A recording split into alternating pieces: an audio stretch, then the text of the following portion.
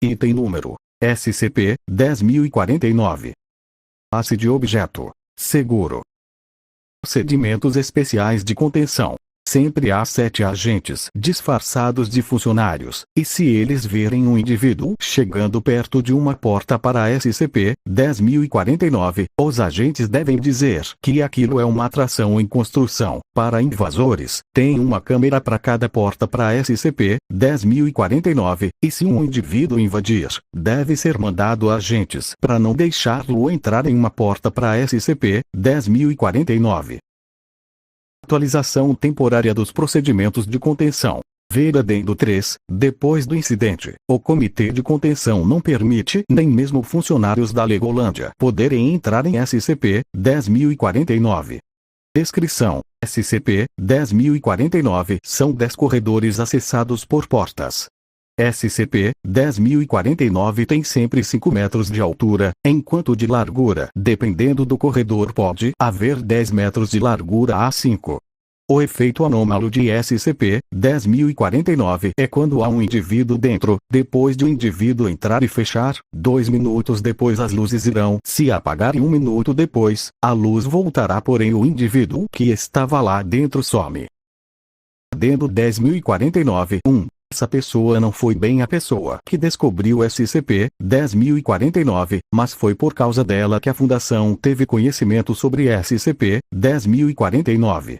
Havia um escavador que tinha recebido um papel com o nome de alguns lugares para ele escavar, porém tinha algo estranho no papel. Tinha uma parte que estava em branco e estava escrito "Não escave aqui". O escavador achou estranho e perguntou para a pessoa que entregou, leu o papel e a pessoa disse também "Não sei o porquê". Depois desta resposta, o escavador foi fazer o trabalho dele. Depois que o terminou, começou a várias pessoas sobre o local que ele não podia escavar. Todas as pessoas não sabiam do que ele estava falando até que ele isso para uma idosa e ela sim sobre o local.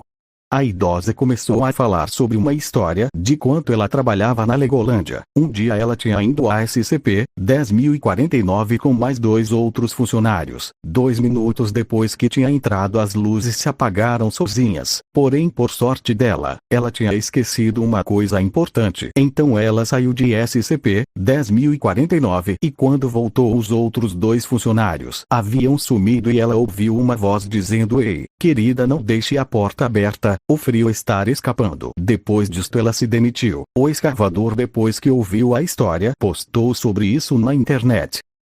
Adendo 10.049. 2. Teste 1. A Fundação já tentou descobrir onde SCP-10049 leva um indivíduo. Um dia, a Fundação mandou um classe D para SCP-10049 com um rastreador nele. As luzes se apagaram, depois ligaram. O classe D havia sumido. E quando isso aconteceu, o rastreador quebrou sozinho. Resultado: nada foi descoberto. Teste 2. A Fundação colocou um bode em SCP-10049. As luzes apagaram e ligaram e o bode havia sumido. Resultado: a anomalia de SCP-10049 também funciona em animais. Teste 3. A Fundação colocou um cadáver em SCP-10049. As luzes apagaram e ligaram e o cadáver ainda estava lá. Resultado: a anomalia de SCP-10049 não funciona em cadáveres. Teste 4. A Fundação colocou uma estátua em SCP-10049. As luzes apagaram e ligaram e a estátua ainda estava lá.